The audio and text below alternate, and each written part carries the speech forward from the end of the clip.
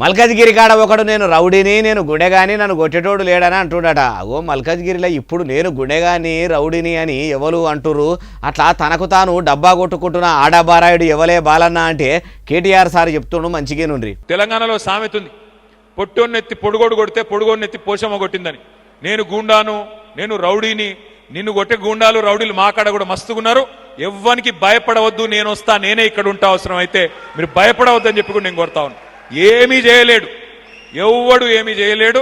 ఎంత పెద్ద రౌడీ అయినా గుండా అయినా ఏం చేసేదేమి లేదు. ఈయనరా ఇంకా మస్తుగానే అన్నాడు మొత్తం ముచ్చటి నుండి. ఏ రకంగా కూడా ఇబ్బంది పెట్టేదేం లేదు. పొరపాటున ఒక కేసో ఏదో అయితే తప్పకుండా మేమే వస్తాం, దగ్గర ఉండి ఇడిపించుకుంటాం.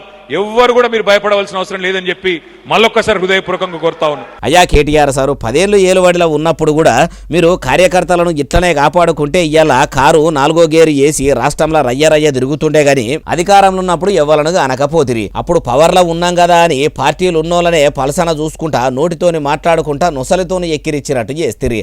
అధికారం పోయినాక అందరినీ కాపాడుకుంటామని ఇప్పుడు మీరు ఇట్లా చెప్తుంటే ఎట్లున్నదంటే కందిచేన్ల ఓడగొట్టుకొని అనపచేన్ల ఎంకులాడుతున్నట్టే ఉన్నదంటారు ఈ ముచ్చటిన్నోళ్ళు.